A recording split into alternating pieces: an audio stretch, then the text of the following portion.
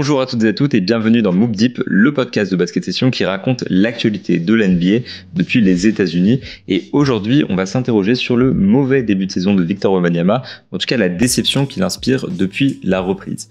Donc je retrouve mon cher Hugo, mon colocataire. Comment ça va Hugo ? Ça va très bien et toi ? Je suis très content d'être là, de retour. Ça va, très en forme et très heureux de parler avec toi de ce sujet que je trouve vraiment intéressant pour le coup, de Victor qui sous-performe depuis le début de la saison, qui déçoit beaucoup, qui reçoit beaucoup de critiques, je pense, justifiées.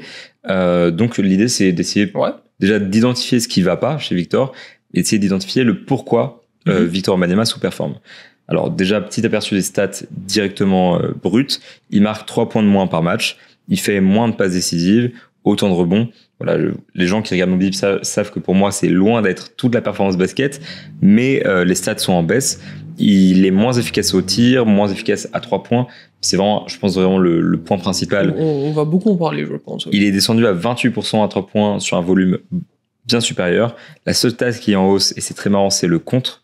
4 comptes par match. Ouais, honnêtement, c'est pas la stat sur laquelle j'aurais misé pour une hausse statistique de Victor Wembanyama, parce qu'il était déjà de mémoire à 3,6, quelque chose comme ça, c'était exceptionnel. Exactement. De mémoire ou basketball référence ouvert ? De mémoire. Okay. De mémoire. Respect. Non, je suis sur cleaning de glace. Voilà, si vous voulez tout savoir. Mais oui, 4 comptes par match, c'est exceptionnel. Bon, c'est un échantillon que de 10 matchs. Mais honnêtement, connaissant le bonhomme, c'est possible que ça dure longtemps, très longtemps même. C'est très très fort. Bon, après ensuite, les contres, ça fait pas tout. Mais justement, le problème de Victor, c'est plutôt l'attaque. On voit que tous les chiffres sont en baisse au niveau offensif. Je te coupe, j'ai même envie de dire, le problème de Victor, c'est plutôt l'attaque. Le problème de Victor, c'est presque que l'attaque. Bon, c'est que l'attaque. Parce que, en fait, défensivement, ça pourrait faire l'objet d'un épisode même, peut-être. Défensivement, il est peut-être encore plus fort que l'année dernière. Je t'explique, je fais ce que je veux, c'est mon podcast. Et vous avez vu un peu comment c'est ? Mais en vrai, effectivement, c'est vraiment offensif et surtout les gens s'attendaient logiquement à une amélioration sur l'année 2 parce que l'année dernière, il avait été historique. C'est le mot. Défensivement, vraiment historique. Offensivement, excellent pour un rookie. Et là, c'est vrai que cette année, on attendait une hausse offensive et là, on voit quelque chose qui baisse. Alors, je pense que pour moi, il y a surtout un problème de contexte. Il y a une baisse autour des stats, etc. Mais je pense qu'il y a beaucoup d'explications. Ouais. Et l'enjeu de ce podcast, c'est de les donner. Alors déjà, je vais essayer d'expliquer en quoi Victor est décevant offensivement. Donc, j'ai parlé de la baisse de points. Je pourrais parler un petit peu aussi de la réussite à 3 points. Donc, encore une fois, 28% de réussite à 3 points depuis le début de la saison, c'est très très faible, évidemment. C'est pas bon, ouais. Donc 28% à 3 points. Et de manière générale, il marque 1,08 points par tir tenté. Les gens qui suivent Moop Deep savent que c'est une stat que j'apprécie beaucoup. Ça, c'est ton truc, ça. C'est 28e centile chez les bigs. Donc la stat est un peu biaisée parce que les autres bigs, c'est beaucoup de finisseurs. Donc des gens qui ont des stats très élevées à ce niveau-là. Parce que c'est des gens qui créent pas leur propre tir, qui ont que des tirs faciles. Mais c'est en baisse par rapport à la saison dernière. 1,14 la saison dernière. Donc on est passé de 1,14 à 1,08. Et surtout, c'est un joueur qu'on attend comme une superstar offensive. Et pour une superstar offensive, c'est un chiffre qui est très faible. Voilà, c'est très décevant en termes d'efficacité. Très décevant en termes de production globale, 18 points par match. On attendait évidemment mieux. Et surtout, le basket, c'est pas que des stats. Voilà, c'est bizarre que ce soit moi qui le dise, mais c'est pas que des stats. Et visuellement parlant, on a l'impression que Victor, c'est pas encore ça cette saison. Je sais pas ce que toi t'en as pensé. Ouais, on a le sentiment devant les matchs des Spurs et de Victor Wembanyama que oui, il prend plus de 3 points qu'avant, mais le problème... Je mets une stat là-dessus, hein. Il prend plus de 3 points qu'avant. Il prend 1,5 tirs à 3 points supplémentaires par match. Voilà. Et sur son volume à lui, c'est-à-dire sur les tirs total qu'il tente, c'est surtout ça qui est intéressant. Il passe de 30% de tirs depuis la ligne à 3 points à 43%. C'est énorme. Donc en fait, vraiment, il est passé d'un joueur qui prend beaucoup de 3 points à un joueur qui en prend déjà énormément. Et donc, chez les bigs, 62e centile à 72e centile, c'est une évolution majeure. Grossièrement, hein, là j'arrondis très très large. Hein. On est quasiment à 1 tir sur 2 de Victor Wembanyama qui est un tir à 3 points. T'arrondis très très large. J'arrondis très très large. Allez, 4,3 tirs sur 10 de Victor, c'est un 3 points. C'est ce que ça veut dire qu'à 43%. Exactement. C'est énorme. Mais je veux dire, tu vois, 43%, c'est sur 100. Tu divises par 10, 4,3 sur 10. Non, mais c'est beaucoup trop. Et en fait, moi, ce qui me dérange, c'est pas tant le volume. Que Victor Wembanyama prenne 7 tirs à 3 points par match. Moi, ça me choque pas et ça me dérange pas. Le problème, c'est que sur ces 7 tirs à 3 points par match, il y en a beaucoup qui sont pas des bons tirs, en fait. Le problème, c'est pas tant le volume, c'est la sélection. Il y a beaucoup de tirs. Par exemple, moi, ça m'énerve. Enfin, ça m'énerve très gentiment. Quand Victor Wembanyama monte la balle, qu'il reste 18 secondes sur la possession, qui pull-up à 9,50 m et qui l'envoie un parpaing. C'est pas possible. Tu vois, la sélection de tir est vraiment pas bonne. Il a des 3 points ouverts qu'il ne met pas non plus. Bon, après, ça, c'est un problème d'adresse globale qui se régulera au fur et à mesure de la saison. Mais il y a beaucoup de tirs qui sont pas bons. Il y a beaucoup de 3 points contestés. Il y a beaucoup de 3 points pris sur step back.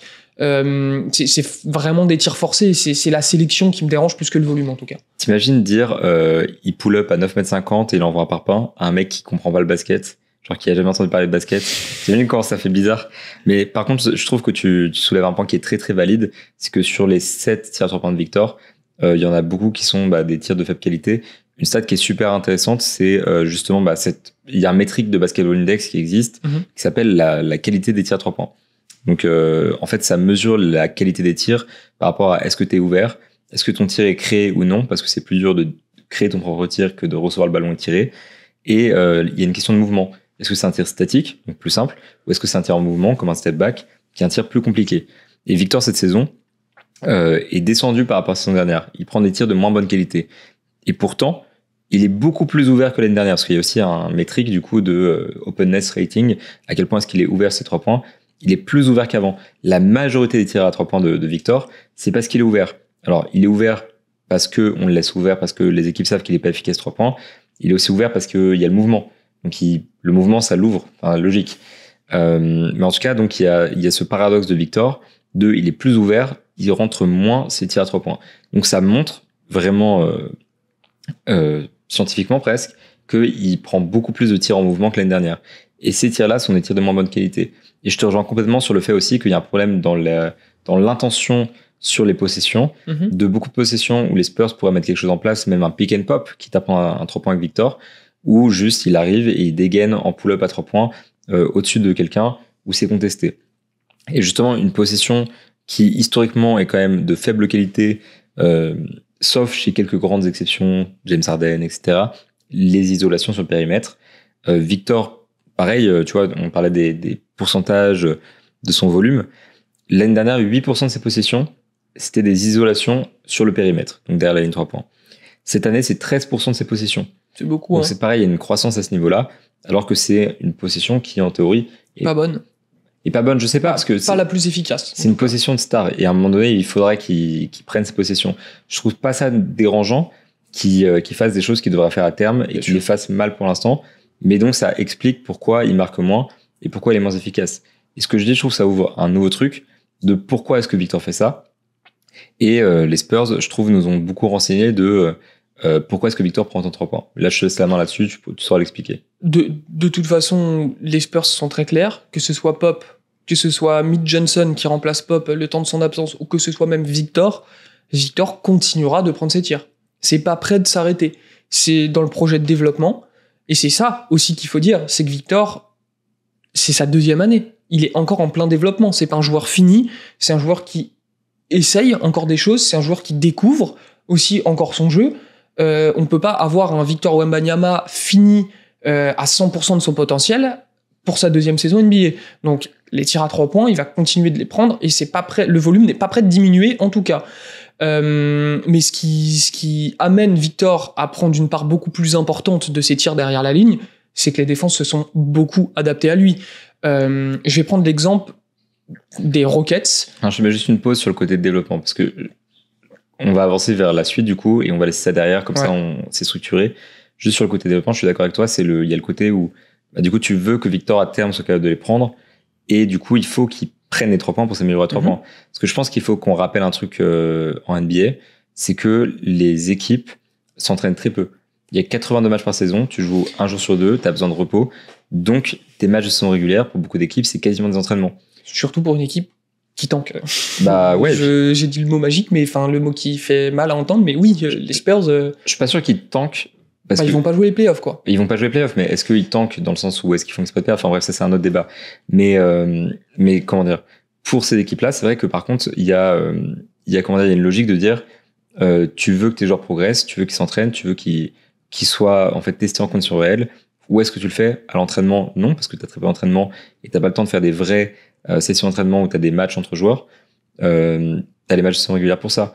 Le seul moyen pour que Victor prenne des tirs en situation réelle, c'est les matchs de saison régulière. Donc c'est logique qu'il fasse ça là en fait. Donc il y a cette logique-là de développer Victor sur le terrain en match effectif. Et c'est pour ça que beaucoup de choses qu'on voit de Victor, c'est des choses qui sont pas finies, parce que pour lui, c'est l'entraînement, c'est histoire de choper des répétitions. Et tant mieux.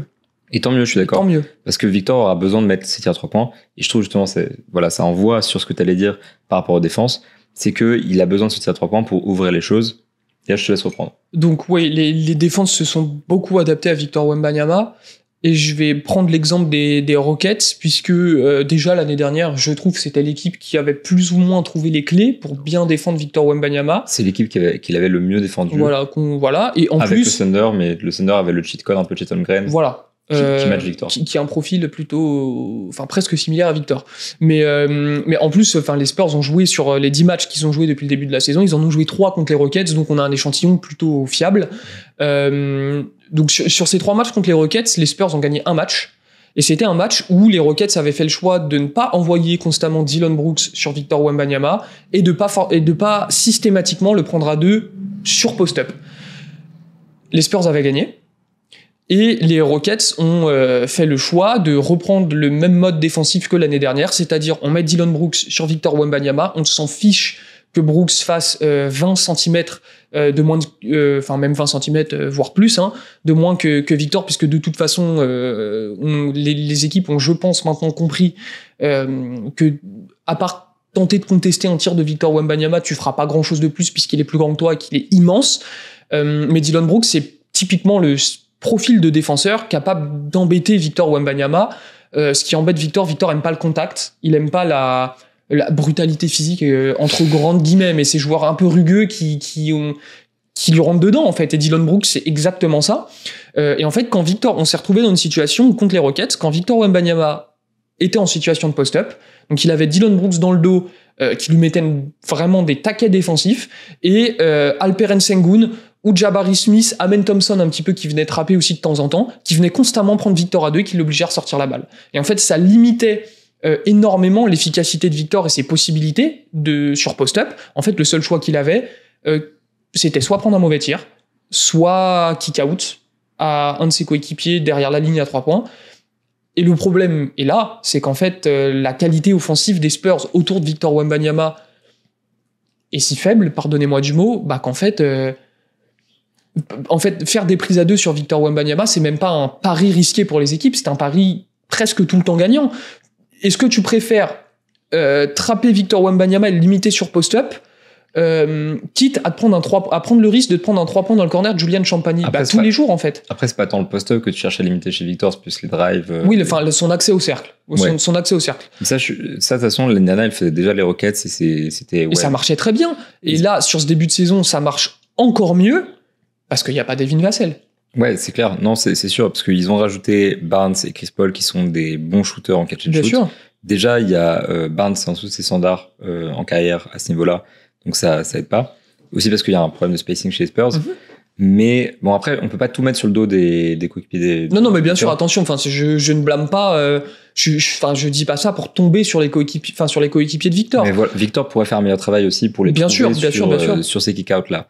Mais effectivement, il y a ce truc des Rockets qui, comme l'année dernière, dès que Victor touche le ballon, ça envoie 2 personnes sur lui. Constant. Et ce que je dis dans presque chaque podcast, je crois, et je vais continuer à le dire, c'est que Victor Wembanyama, les équipes NBA ont décidé qu'il fallait pas le contester verticalement parce qu'il fait 2m24, qu'il est très long, qu'il peut tirer au-dessus des gens. Et si tu vas au cercle face à lui, tu vas probablement perdre parce que juste il est grand, il est technique. Tu le contestes horizontalement parce que, ok, il est très mobile, mais tu as des joueurs comme Dillon Brooks et beaucoup d'ailiers qui sont assez mobiles pour l'empêcher d'accéder au cercle. Donc l'idée, c'est vraiment de dire, ok, tu peux me tirer par-dessus. Dillon Brooks, c'est clairement ce qu'il dit, c'est tu peux prendre un mid-range sur ma tête, tu peux prendre un 3 points sur ma tête. Par contre, tu ne pourras pas aller au cercle. Et pareil, avec les prises à 2, finalement, c'est vraiment l'enjeu d'avoir des corps entre Victor et le cercle pour l'empêcher d'accéder à des tirs de haute qualité. Et ça, beaucoup d'équipes NBA l'ont comprise. Parce que du coup, année 1, tu laisses Victor faire sa tambouille. Alors certes, oui, t'aimes bien le mot tambouille. J'adore ce mot. Et dédicace à tambouille. C'est un de mes potes sur Dofus, voilà. Et ben, on dédicace Tambouille, voilà. Cœur sur En tout cas, très bon nom. Très bon pseudo. Voilà. Mais en tout cas, bref. En tout cas, t'as ce truc de Victor l'année dernière, il était quand même très efficace en fin de saison quand il avait accès au cercle. Année 2, les équipes s'adaptent. Il y a un plan défensif qui est mis en place. Les Rockets sont une équipe défensive qui game plan beaucoup en saison régulière. Donc, on le voyait déjà l'année dernière. Mais maintenant, toutes les équipes se sont adaptées à Victor. Tu joues les Spurs, tu défends dur Victor. Et t'as pas Devin Vassell. Et ça, c'est un point qui est important à souligner. C'est que l'année dernière, quand Ime Udoka est venu à San Antonio et qu'on lui a posé la question de comment est-ce que tu défends Victor Wembanyama, quand tu défends les Spurs de manière générale, il te dit il y a 2 mecs en face contre lesquels tu fais un game plan et sur lesquels tu te focalises. Victor Wembanyama, Devin Vassell. Et quand il le dit, il les met sur un pied d'égalité. Alors, je pense qu'il n'y a pas exactement une égalité entre les deux, parce qu'il y a une différence de statut, mais les Rockets, pour eux, ils ont 2 priorités, dont Devin Vassell. Et là, tu retires une priorité, ça permet aux défenses de se concentrer sur Victor. Le fait que Devin revienne, ça va permettre d'ouvrir les choses pour Victor, de faciliter l'accès au cercle, de faciliter l'accès à des tirs de meilleure qualité. De manière générale, quand l'équipe des Spurs va progresser, ça va permettre à Victor d'accéder à des tirs de meilleure qualité, ou même de produire plus sur des passes. Ça peut être ça aussi, parce que finalement, Victor a tout pour être un bon passeur, notamment sur post-up, ou quand il est pris à 2, il gère mieux les prises à 2. Mais du coup, il y a une question d'améliorer l'effectif des Spurs. Mais il y a aussi une question qui découle du retour de Devin Vassell, c'est la structure du jeu. J'ai parlé de la fréquence d'isolation. Victor joue beaucoup plus en isolation. Il joue moins sur des trucs placés. Donc il y a moins de post-up, par exemple, en termes de fréquence sur ses possessions. Il y a plus de hand-off parce qu'il y a Chris Paul. Il y a plus d'actions sur lesquelles il vient off-screen, etc. parce qu'il y a Chris Paul. Mais son partenaire principal de pick and roll l'année dernière, de pick and pop, c'est Devin Vassell. Et je suis persuadé que quand il va revenir pour de vrai dans la rotation titulaire sur les minutes de Victor, on va revoir un jeu qui est plus structuré autour de ce tandem-là. Bien sûr. Parce que c'était de loin la meilleure arme des Spurs l'année dernière. Pick and roll Devin Vassell, Victor Wembanyama, oui, ça va faire... les défenses vont plus cogiter, vont plus se poser des questions. Les défenses vont plus... oui, en fait, c'était qui la deuxième option de Victor Wembanyama là, sur ce début de saison avec l'absence de Devin Vassell? Jérémy Swan. Après, c'est pas... Jérémy Swan, mais... on peut pas dire que Jérémy Swan soit une très forte menace offensive, tu vois. Je sais pas, parce qu'après, sur cut et tout, c'était... Quand bien même, c'est pas très important. C'était plutôt pour dire... le choix défensif était tout vu, en fait. Dis le mieux, alors. Voilà. Il y avait même pas de choix à faire. C'est tu mets tout ce que t'as sur Victor Wembanyama, et puis c'est tout, en fait. Et comme tu le dis très bien, Devin Vassell va changer beaucoup de choses, puisque là, tu pourras pas te dire, d'accord, on prend le risque de laisser Devin Vassell ouvert et de s'amuser, quoi. Tu peux pas. Non, c'est ça, parce que tu regardes, l'année dernière, je suis dans un match contre le Thunder en particulier, dans lequel ça a fini sur des pick and roll, pick and pop avec Vassell. Des fois, c'est Vassell qui pose l'écran, des fois, c'est Victor. 2-1, les deux ont une belle continuité. Ouais. Hier, tu t'as posé la question à Victor, et il t'a répondu que même pendant les JO, il avait continué à parler avec David Vassell, à prévoir pour cette année. Donc, on sait qu'il y a une alchimie entre les deux. Et c'était clair et net l'année dernière sur le terrain. On sait que le plan de jeu des Spurs va aussi être axé là-dessus. On sait que ça va être... tu t'es pas bien dans le match, t'as besoin d'une possession pour respirer un peu, qu'est-ce que tu vas faire? Pick and roll Vassell Wembanyama, la question va même pas se poser. Et ça, c'est des choses qu'on ne voit pas depuis le début de saison. Donc en fait, j'ai même presque envie de dire que évidemment, la qualité du début de saison de Victor Wembanyama n'est pas biaisée par l'absence de Devin Vassell seulement, tu vois. Mais ça remet beaucoup de choses en question. Son retour, ça va changer beaucoup de choses. Là, tu vois, Vassell a fait son retour hier contre le Jazz. Bon, il était encore minute restricted. Il sortait du banc. Et ça va mettre quelques matchs vraiment à ce qu'il retrouve son statut de l'année dernière. Mais on se reparle dans 10-15 matchs. Honnêtement, j'espère et je pense que la perception qu'on a de la saison de Victor Wembanyama aura un petit peu évolué plutôt dans le bon sens. Le problème, c'est qu'il manque encore Sohan et Trey Jones. Ils sont pas épargnés. Et Branham, en plus, vient de se blesser. Bon, Branham, ça a moins d'impact parce qu'il joue rarement en même temps que Victor. Mais bon, c'est vrai que les blessures, ils sont pas épargnés, les gogos. Ça complique les choses. Mais en tout cas, je pense que après, ça dépend aussi des intentions des Spurs. Parce qu'il y a aussi ce côté où je pense que dès aujourd'hui, il pourrait faire plus de pick and roll avec Victor. Il pourrait le mettre dans des meilleures situations pour qu'il marque. Mais on en revient, en fait, à ce qu'on disait avant sur le développement. Il y a aussi cette logique de Victor aujourd'hui.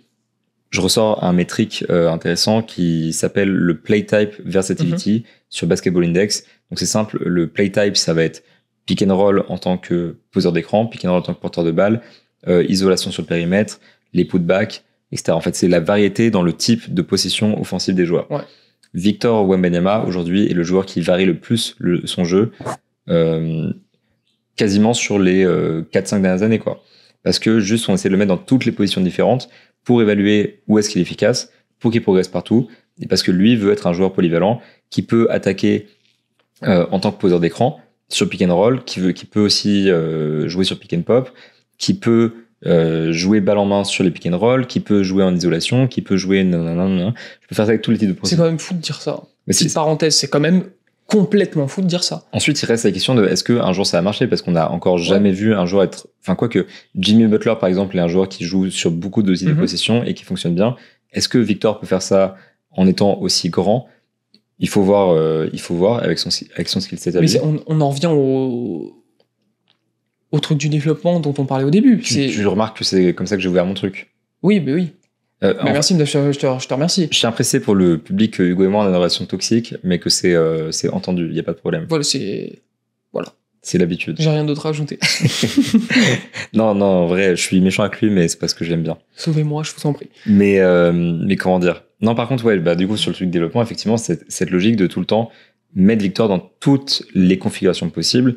Donc, fatalement, si tu le faisais jouer comme Ivica Zubac à mort en pick and roll et tu le fais jouer dans un rôle de finisseur, Victor, il serait peut-être plus efficace. Mais l'enjeu, c'est de dire, dans 5 ans, on veut que Victor soit capable d'être ce joueur qui peut prendre une isolation sur le périmètre et pas sauver ton match, c'est un grand mot, mais qui peut débloquer les choses avec une isolation.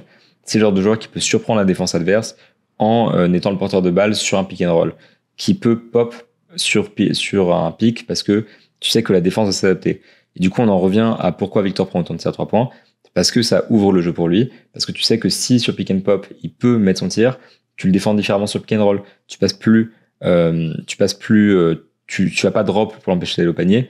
Peut-être que s'il est assez efficace, il va falloir que tu essaies de passer au-dessus de l'écran et que tu essaies de contester son tir à 3 points, ce qui va faire une ouverture. Pourquoi est-ce que tu pull-up à 3 points pour Victor Wembanyama ? Parce que quand tu arrives en transition ou même sur jeu placé, tu veux que ton défenseur soit très haut et qu'il craigne ton tir à 3 points pour éventuellement essayer de le choquer un petit peu, aller au cercle, créer un décalage, faire une passe ou marquer un panier facile. Bref, le tir à 3 points aujourd'hui en NBA, si on en prend autant, c'est pas seulement parce que 3 points ça vaut plus que 2, c'est aussi parce que ça permet de créer de l'espace. Créer de l'espace, le spacing, c'est pas juste un truc où tu mets des shooters autour d'un mec. Ouais. C'est aussi être capable, toi, de mettre tes tirs à 3 points, ça va te créer plus d'espace et créer plus d'espace pour ton équipe. Et tu veux que Victor soit capable de t'apporter beaucoup en termes de spacing. Donc c'est pour ça que tu prends ton tir à 3 points.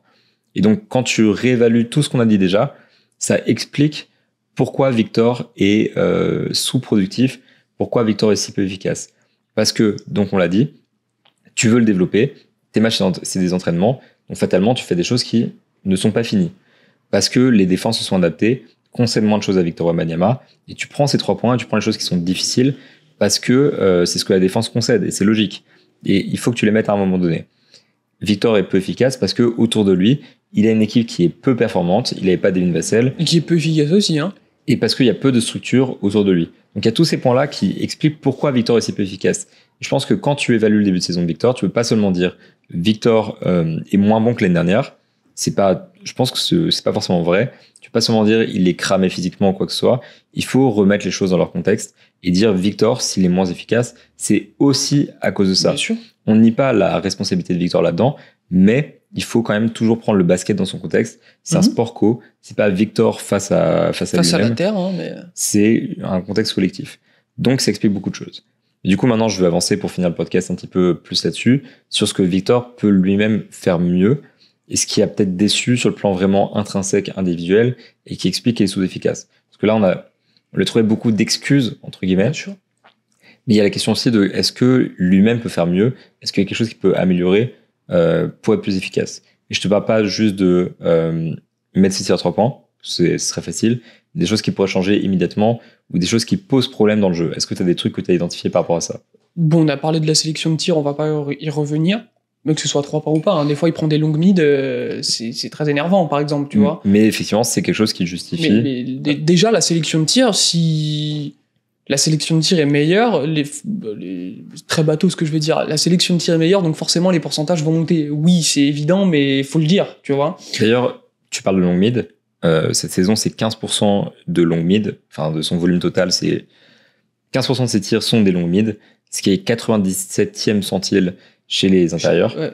Donc, c'est très élevé. Ça, c'est pas forcément bon signe, tu vois. C'est pas, comment dire, ça se justifie par tout ce qu'on a expliqué avant, par rapport aux défenses, etc.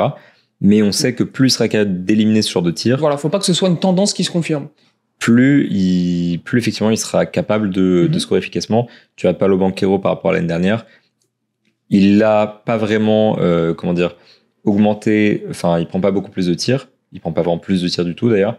Juste, il a un meilleur régime de tir. Ouais. Tu vois, je traduis ça, c'est shot diet en anglais et on dit ça tout le temps. Je sais pas si c'est un truc qui se dit en français, régime de tir. Mais en tout cas, il prend moins de mid-range et donc il est plus efficace. Bien sûr. Victor, à terme, sera capable de faire ça et d'être plus efficace. Bien sûr. Donc, on va peut-être pas trop parler de la sélection, effectivement, parce que tu en as déjà beaucoup parlé, mais c'est un premier point. Puis, moi, par exemple, la pose d'écran de Victor, je pense que c'est un point sur lequel il faut qu'il travaille.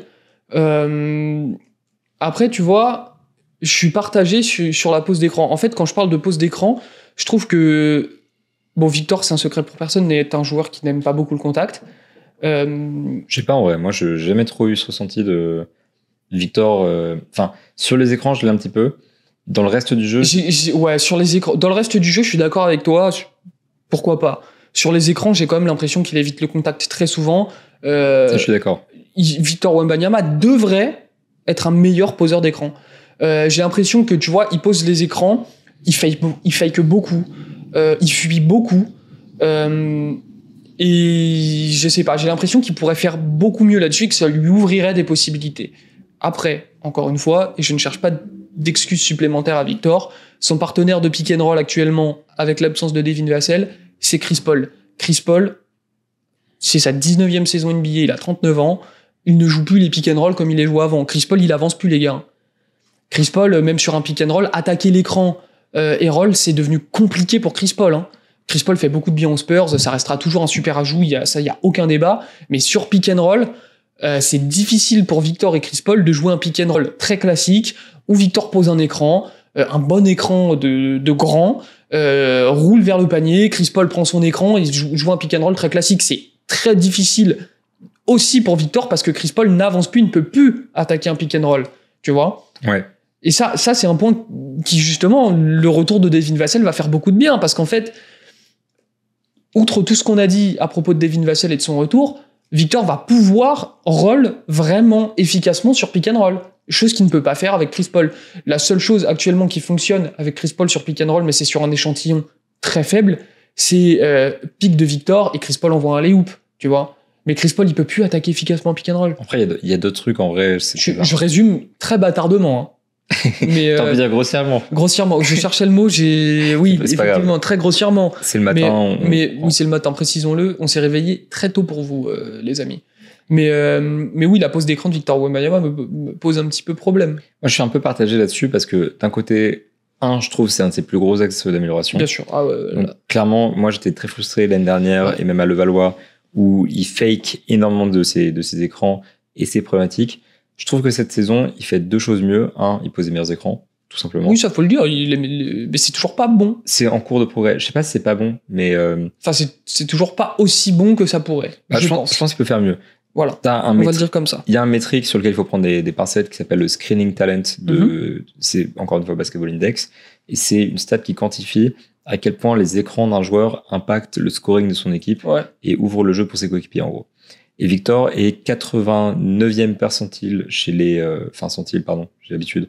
89e centile chez les bigs qui jouent on-ball. Enfin, ça devient technique.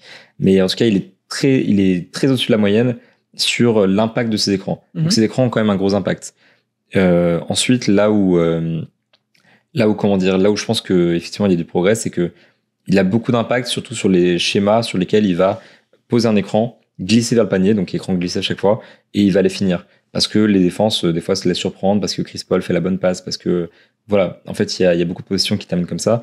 Ça aide à générer des points, donc ça augmente ces stats-là. Je pense qu'effectivement, il faudrait une plus grosse variété d'écrans et plus d'écrans sur lesquels il prend le contact pour essayer de créer un tir pour son coéquipier. Ce qui va soit créer un tir pour son coéquipier, soit ouvrir le jeu pour lui-même. Je pense que effectivement, en tout cas, je suis d'accord surtout sur le fait que il devrait prendre plus de contacts sur les écrans. Enfin, je sais pas s'il devrait, c'est compliqué, c'est à lui et les Spurs que revienne la décision. Tu vois, quand je dis que Victor aime pas le contact, je parle de ça. Il est fuyant sur les contacts, sur les poses d'écran, et en défense, il est très embêté par les défenseurs qui lui mettent beaucoup de contacts horizontal. T'en as parlé tout à l'heure. C'est pour ça que je dis que Victor n'aime pas le contact. Personne n'aime ça, je veux dire. Enfin... Ouais, personne n'aime ça, mais Victor, ça l'embête beaucoup. J'ai l'impression. Tu vois. En fait, moi, pour les défenses, tu vois, je me dis, si tu mets Dylan Brooks et 2 mecs sur un mec qui mais ça, on s'en met tout le monde, qu'on soit clair, tu vois. C'est ça. Enfin, tous les joueurs sont très, très embêtés par ça. Par contre, je suis d'accord avec toi sur le côté vraiment sur les écrans. J'ai parlé d'Ivica Zubac avant comme un archétype qui est très différent de Victor Wembanyama. Zubac, il pose son écran. Genre, Rudy Gobert, je pense que c'est le meilleur poseur d'écran de la ligue parce que déjà, il y a une variété dans la pose écran, beaucoup d'écrans sur lesquels il va glisser, beaucoup d'écrans sur lesquels il va rester en place. Et en fait, il a cette maîtrise de la pose écran. Victor, c'est un truc qu'il développe, mais c'est un truc, c'est vraiment, je pense, un de ses gros axes d'amélioration.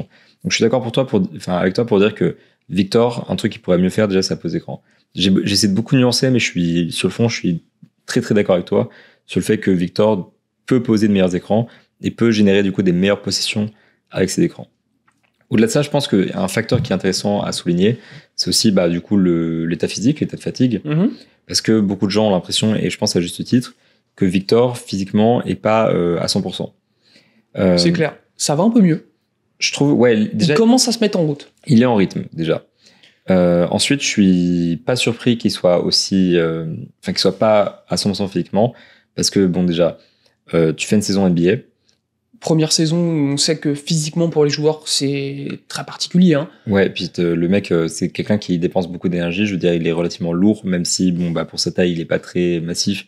Mais c'est un joueur qui est lourd, c'est un joueur qui est grand, qui fait beaucoup de courses, qui est très rapide. Enfin voilà, c'est un joueur qui s'implique des deux côtés du terrain à 1000%. Et puis pour le coup, les écrans par exemple, ça prend physiquement, c'est dur. Clairement. Donc voilà, sa saison NBA a été éprouvante. Jeux Olympiques. Après les Jeux Olympiques, il va prendre une plus grosse pause. Qu'est-ce qu'il a fait ? Il est parti directement à San Antonio pour s'entraîner. D'ailleurs, avant la fin de la saison et les Jeux Olympiques, entraînement. Ah oui, non, mais il a pas arrêté. Là, ça fait 1 an et demi qu'il... On a parlé à l'entourage de Victor, tu vois, à la fin de la saison dernière, et ils nous ont dit, concrètement, demain, il est de retour à l'entraînement. On n'est pas sûr qu'il y ait un jour de repos entre les deux. Bon, après, il a pas joué le dernier match de la saison, ça aide. Mais du coup, il y a cette idée de Victor n'a pas arrêté. Et en plus, pareil, la saison dernière, quand on lui avait parlé, je lui avais posé la question de qu'est-ce que ça fait physiquement, la NBA, comment est-ce que tu t'en sors, comment ça se passe dans le vestiaire après. Il m'avait dit, il y a des fois dans le vestiaire, je suis à 2 doigts de m'évanouir, et je m'allonge sur le sol pendant un moment, et je peux plus bouger parce que j'ai tout donné, et physiquement, je suis au bout. Donc, en se disant qu'il a tout donné à ce point et qu'il donne tout dans chaque match NBA, prendre conscience de la quantité d'énergie que ça lui demande de faire ça, je pense que du coup, effectivement, il n'est pas 100% physiquement, c'est logique, mais c'est un axe d'amélioration aussi, qu'il ait à terme un meilleur cardio. Et c'est quelque chose en tout cas, je sais pas pour toi, mais que je ressens, par exemple, sur les confs de presse d'après-match. Hier, juste après le match contre le Jazz, évidemment, il est blasé parce que tu perds un match que tu dois pas perdre. Tu perds d'un point, donc forcément, il est blasé de la défaite, comme n'importe quel joueur normalement constitué. Mais je sais pas, tu sens qu'il est cuit, en fait. Après un match, il est cuit, tu l'as dit, il est cuit, mais il est cuit. Ouais, après le mot cuit, je trouve ça un peu péjoratif. Juste, ça se voit qu'il est essoufflé. Quand je dis cuit, c'est physiquement. Il est pas au bout du rouleau, n'exagérons rien. Hein. Mais tu sens que ça a été dur. Disons que il est vidé, quoi. La récup est violente, quoi. D'ailleurs, il a une longue routine post-game parce que il y a beaucoup de trucs pour sa récup. Et non, mais c'est vrai que, il donne tout. Peut-être que tout pour l'instant c'est pas encore assez, et je pense que c'est aussi un truc, on parle beaucoup des améliorations techniques que peut faire un joueur, des améliorations physiques, de prendre de la masse, etc. Victor, ça passerait aussi par améliorer le cardio pour jouer plus longtemps, pour jouer à plus haute intensité. Un truc qui l'année dernière avait bien marché, c'est quand il était restreint en termes de minutes à cause de sa cheville. En fait, il a été utilisé sur de plus courts volumes, et du coup sur ces volumes-là, il était extrêmement actif physiquement, et on voyait que quand Victor il jouait à 100% physiquement, parce que jouer si peu et sur de si courts volumes, ça permettait de se libérer à ce niveau-là. C'était efficace. Je pense que c'est un enjeu majeur pour lui d'être capable, si c'est possible, de jouer tout le temps comme ça, de tout le temps jouer à 100%, parce que Victor est écœurant, c'est un truc. Il est aussi très rapide, très impactant, il est assez explosif. Donc c'est un joueur en fait qui a besoin d'être dans les bonnes conditions physiques pour performer. Donc ça, c'est vrai que si un jour il arrive à développer ce potentiel-là, à développer son cardio, pareil, c'est un truc qui va lui permettre de débloquer beaucoup de choses en attaque. Donc ça, c'est aussi un axe d'amélioration de Victor. Bon, ça, c'est un truc à plus long terme, je pense, où il a besoin de travailler cette saison, cet été, peut-être encore plus. Et je trouve que ça arrive sur un point que je voulais évoquer dans le podcast, des attentes envers Victor. Voilà. Parce qu'on en a beaucoup parlé en off. Il y a un truc qui me chafouine. Là, il est très poli. Hein. Parce qu'en off, il n'est pas autant poli. Mais je peux vous le dire. Il y a eu violence. C'est vrai qu'en off, je suis encore plus... Physique et morale. Je suis encore plus chafouin. Mais je crois que j'ai jamais utilisé ce mot de ma vie. Chafouin. Très beau mot. C'est comme tambouille. Ouais. Il y a des mots comme ça qui sont... Je sais pas, qui servent pas à grand chose, mais qui sont agréables. Genre pédiluve. Mais tu vois, pédiluve, c'est très agréable. Pédiluve, c'est très marrant comme mot, mais tambouille, pour le coup, j'utilise beaucoup plus. Tambouille, c'est pas mal. Mais je reprends le cours du truc, parce que avec nous, on peut beaucoup digresser comme ça. On fera un épisode sur la tambouille. On pourrait faire un épisode sur la tambouille. Arrête de digresser, Hugo. Je t'interdis. Non, ce que je voulais dire, c'est Victor, c'est un sophomore. Et beaucoup de joueurs, effectivement, ont cette progression. Rookie, sophomore, ça augmente. Mais pour moi, il y a plusieurs facteurs. Et oui, dès que je commence une phrase comme ça... parce que je sais ce que tu vas dire et oula. Pour moi, déjà, première chose, Victor, c'est un joueur qui, day one, a été extrêmement responsabilisé dans son équipe. On parle d'un joueur qui, l'année dernière, était à 31% de usage selon les métriques de cleaning the glass. Année rookie. Hein. Donc, c'est un des pivots les plus responsabilisés de la ligue offensivement. Donc, fatalement, on part d'un joueur qui est très, très responsabilisé. Beaucoup de sophomores qui explosent en année 2 parce qu'ils ont une hausse en termes de responsabilité. Victor, ça peut pas vraiment être le cas. Tu peux pas lui donner beaucoup plus de volume. Pareil, c'est un mec qui avait un gros temps de jeu l'année dernière, 30 minutes. C'est pareil, du coup, t'as pas cette hausse de production qui est liée à une hausse de minutes. Première chose. Deuxième chose, l'année dernière, on prend souvent les stats de la saison globale, mais on oublie qu'il a fini sur une note extrêmement haute, qu'il a fini vraiment, tu vois, sur les peut-être 20 derniers matchs de la saison, à un niveau All-Star, à un niveau historique.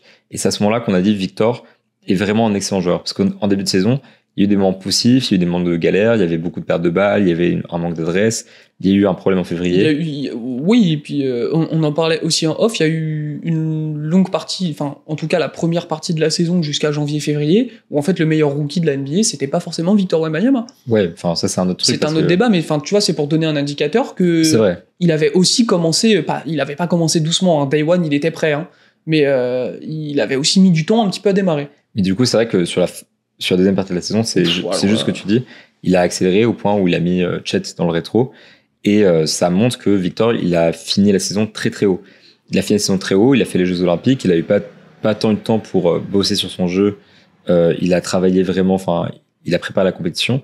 Tu vois, moi j'ai parlé avec Sylvain Francisco, par exemple, pendant cet été, à retrouver d'ailleurs, je précise que là je peux, dans le dernier MOOC Rivers, alors là c'est celui sur les Spurs, parce que j'en ai pas d'autres sous la main, mais le MOOC Small, donc Sylvain Francisco, c'est notre rédacteur en chef exceptionnel, qui a répondu à nos questions, et c'était très, très intéressant. Et notamment, je lui parlais des Jeux Olympiques, et il m'a dit, l'avantage de pas avoir fait les JO, c'est que j'ai pu travailler sur mon jeu, parce que quand tu es en équipe de France, tu ne travailles pas sur ton jeu. Tu travailles sur le collectif équipe de France, mais tu progresses pas sur ton jeu intrinsèquement. Ça, tu gagnes en expérience, tu peux travailler avec d'autres joueurs comme Rudy Gobert, ce genre de choses. Donc ça apporte quelque chose en plus, mais c'est pas quelque chose qui va t'apporter de gros progrès sur l'année 2. C'est pour ça que certains joueurs font la croix de certaines campagnes internationales, enfin font la croix sur certaines campagnes internationales des années un petit peu moins importantes pour avoir le temps de travailler sur son jeu, de faire une meilleure récup et tout ça. Ouais, voilà, surtout se reposer, je pense. Et puis voilà, préparer la saison NBA. Combien de fois on a entendu des mecs dire je prépare la saison NBA, donc je fais pas les JO. Batum l'a déjà fait. Enfin les JO, c'est vraiment les JO. C'est compétition internationale, ouais. Voilà, souvent c'est plutôt l'Euro ou la Coupe du Monde. En tout cas, enfin. Je reprends parce que je suis en train de faire une phrase qui est longue, mais vraiment il y a ce truc de Victor a fini très haut, il a fait les JO donc il a pas bossé vraiment sur son jeu pendant l'été ou en tout cas assez peu.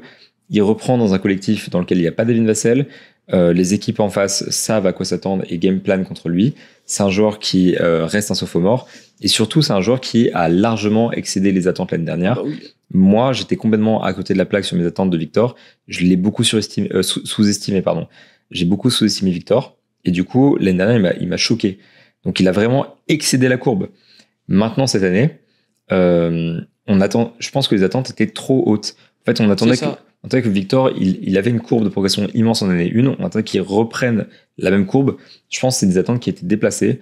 Et je pense surtout que les attentes sur son année 1 auraient dû être peut-être un peu plus basses. Il les a excédées. Mais en tout cas, on ne peut pas prendre ce qu'il a fait en année 1 pour la base de ce qu'il va faire en se disant qu'il va plus haut. Et je pense que ce qui participe beaucoup à la déception du début de saison de Victor Wembanyama, c'est les attentes des gens qui sont déplacées, dans le sens où on ne devrait pas en attendre autant d'un joueur qui a 20 ans, on ne devrait pas en attendre autant d'un joueur qui a fini aussi haut, et on ne devrait pas attendre une croissance constante de la part d'un joueur qui reprend 3 mois plus tard sa saison et qui est censé reprendre plus haut qu'il a fait alors qu'il n'a pas eu le temps de bosser sur son jeu. Ça, c'est beaucoup de la déception. Est-ce que finalement, c'était vraiment possible et envisageable qu'on ne soit pas déçu? Un petit peu. En fait, tu l'as très bien dit, il a placé le curseur tellement haut. La progression l'année dernière a été tellement exponentielle. Enfin, il y avait beaucoup d'observateurs qui, avant que Victor Wembanyama arrive en NBA et qui joue son premier match, qui disaient évidemment que Victor Wembanyama va être impactant, évidemment que c'est un joueur d'avenir exceptionnel et que c'est un des plus grands talents de l'histoire de ce sport, très clairement. Mais déjà l'année dernière, il y avait cette question de est-ce qu'on ne surestime pas, est-ce qu'on ne place pas trop haut nos attentes pour un joueur aussi jeune, avec un profil aussi atypique qu'on ne connaissait pas et qui, à mon avis, on ne connaît pas encore assez bien, tu vois, parce qu'on n'a pas vu le plein potentiel de Victor. Et encore là, tu le dis, son run de fin de saison l'année dernière est tellement exceptionnel qu'on s'attend à ce que Victor Wembanyama joue déjà à un niveau à l'NBA, en fait. Il a que 20 ans. Donc, c'était difficile qu'on ne soit pas déçu. Tu vois, et en plus, je trouve il y a un facteur qui est fou, c'est que tu sais, les gens ils attendent que année 1, année 2, il y ait une progression. Mais en fait, si année 1, année 2, il y a une progression, c'est aussi parce qu'une saison, c'est 82 matchs. Bien sûr. Sur l'année 1 de Victor, il a progressé énormément au fil des 82 matchs. Là, c'est le début de la saison 2. Il peut progresser sur le fil de la saison. Bien sûr. Et c'est bizarre en fait d'attendre les résultats. En fait, c'est un peu comme si tu sais, les gens ils regardent la feuille de stats de Victor, ils regardent le mec il a 18 points, maintenant il est passé de 21 à 18 points. Comme si ça, c'était tout le span de la saison. En mode, il faut qu'il performe toute l'année sur un niveau très constant. Tu sais ce qu'il vaut dès le début, il va continuer comme ça. On est à peine 1/8 de la saison, là. C'est un joueur jeune, donc la courbe, elle va... Elle va monter, bien sûr. Logiquement, en tout cas, sinon, ce serait très décevant pour le coup. Non, mais on refait cet épisode dans 40 matchs, là, à la moitié de la saison. Vous pouvez clipper ça, hein. Victor, c'est bon, il a payé, on n'est plus déçus. Hein. Personne ne clippe ce podcast. Personne ne clippe ce podcast. Bah, il y a une première à tout. Il y a forcément une personne qui regarde et qui écoute ce podcast qui va clipper. Voilà, je te le dis. Clipper pour faire plaisir, Hugo, pitié. Voilà, clipper, s'il vous plaît. Clipper à fond. Mais voilà, en fait, il y a ce truc je trouve qu'il y a, en fait, il y a plusieurs choses. Moi, si je suis pas déçu par Victor, c'est parce que j'ai moins d'attentes. Je dis, en fait, on a la même perception sur son niveau. Je dis pas qu'il est meilleur que ce que les gens pensent. Juste, j'ai des attentes plus basses. Offensivement parlant. Plus mesuré. Défensivement parlant, allez-y, mettez vos attentes très très hautes. Moi, je peux dire que... Défensivement parlant, il n'y a pas de débat. J'attends Victor comme le meilleur défenseur de l'histoire de la NBA. Je pense que c'est ça le plafond. Donc, je suis intransigeant à ce niveau-là. Mais offensivement, moi, mes attentes étaient basses. C'est aussi pour ça que j'en parle en bien de Victor. Parce que pour l'instant, je suis agréablement surpris. Sur ce début de saison, non. Mais sur l'année dernière, j'étais vraiment très très surpris. Donc, il y a ce truc-là.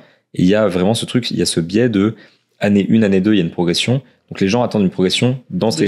Mais année 1, année 2, il y a une progression sur 2 ans, pas sur 3 mois d'été.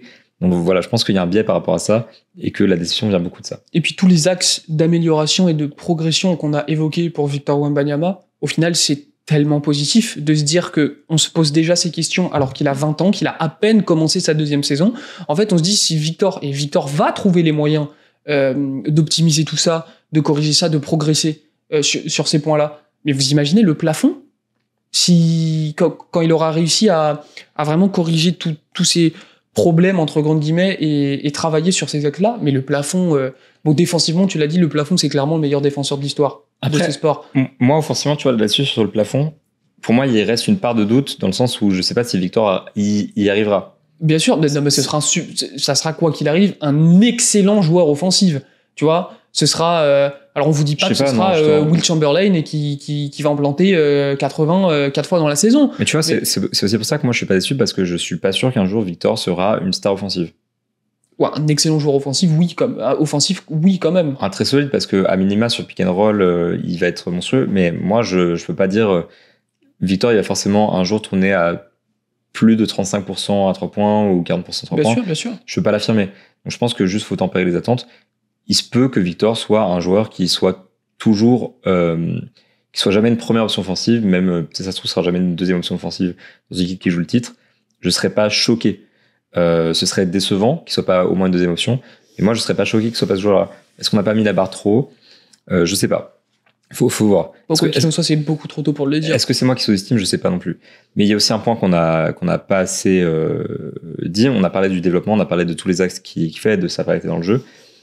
Travailler autant de points dans le jeu, bah ça prend plus de temps. Tu m'étonnes. Parce que quand tu développes un mec qui est essentiellement un profil de tireur off-screen ou un 3&D par exemple, tu bosses sur quoi? Bah tu bosses sur la défense, sur le porteur de balle, tu bosses sur la défense off-ball, machin. Enfin, tu bosses sur des points spécifiques, t'apprends pas à couvrir, t'as moins de couverture défensive à prendre. Quand tu parles à un mec qui, du coup, offensivement, son rôle principal, c'est de cut et de shoot à 3 points, bah c'est pareil, tu lui apprends pas à jouer en isolation, tu lui apprends pas à jouer en poseur d'écran sur pick and roll, tu lui apprends pas à jouer, du coup, sur pick and pop. Donc, en fait, le fait de bosser autant de secteurs, ça ralentit la progression, je pense. Ce qui fait aussi que Victor est peut-être un joueur qui aura besoin de plus de temps pour se développer. Bien sûr. Mais c'est logique. Et je reviens juste sur ce que j'ai dit avant sur ce sera peut-être jamais une première ou une deuxième option. En vrai, ce serait décevant quand même qu'il soit jamais une deuxième option offensive dans une équipe. Ma barre, elle est là. Mais je pense que c'est pas, moi, j'ai sous-estimé Victor avant qu'il arrive en NBA en disant, je pense qu'il sera jamais une première option. Aujourd'hui, je pense qu'on peut dire Victor a le potentiel de devenir une première option, largement. Large. Mais moi, je reste sur mes attentes de, si c'est une première option, c'est très très bien et peut-être au-dessus de mes attentes. Si c'est une deuxième option dans une équipe compétitive, je parle d'une équipe qui a genre un Luka Doncic, un truc comme ça, Victor, je pense qu'il jouera jamais à ce niveau-là offensivement. Et je pense que c'est pas une hérésie de dire ça. C'est pas grave. Mais d'ailleurs, ce serait abusé qu'il soit Luka Doncic offensivement et Rudy Gobert défensivement. Enfin, ce serait complètement, ce serait stupide. Donc pour moi, c'est pas choquant que Victor soit moins bon que ça. Donc voilà, je pense qu'il faut tempérer les attentes. Bon bah voilà. Hein. Qu'est-ce que vous voulez rajouter de plus? Moi, je pense que effectivement, c'est une bonne outro, surtout qu'on a fait beaucoup de temps finalement. Monsieur fait bien son travail visiblement. Et donc voilà. On peut dire à tout le monde à la semaine prochaine demain. À partir du moment où Moodip, ça va sortir les vendredis autour de 17h. Donc voilà, c'est le rendez-vous hebdomadaire. Les deux podcasts étaient un petit peu décalés, mais vendredi 17h, je vous donne le rendez-vous. Vous avez vu que pour l'instant, il n'y a aucun podcast qui est sorti en vendredi à 17h. Mais ça fait 2. Ça va, j'ai le temps. Oui, voilà. Si vous voulez soutenir Hugo, je vous invite à aller vous abonner à son profil Twitter, Instagram, @HugoLevet. Enfin, je cherche Hugo Levet, je connais pas son @. Débrouillez-vous. Je crois que c'est ça en plus. Moi non plus, je le connais pas, donc c'est assez dramatique, mais je crois que c'est ça. Il n'y a pas beaucoup de Hugo Levet. Au pire, je mettrai ça en description. Je vous invite à commander le dernier MOOC sur les Smalls, du coup, avec cette interview dont je parlais de Sylvain Francisco, qui est un MOOC passionnant. Toute l'équipe Rivers a énormément donné sur ce nouveau numéro. Donc évidemment, je vous invite à aller le commander. Achetez massivement. Je vous invite à vous abonner à la chaîne de Basket Session ou au podcast si vous l'écoutez sur les plateformes comme Spotify, etc. Et je vous invite surtout à suivre le reste des podcasts de Basket Session, le CQFR tous les jours de la semaine, le podcast de Basket Session le lundi, le Hoop Culture pendant le week-end. Voilà, suivez toute la blinde de podcasts de Basket Session et je vous dis à la semaine prochaine avec un autre invité. Donc, Hugo, ça y est, ciao. Je suis déjà sur le banc. Et salut tout le monde. Au revoir, merci beaucoup.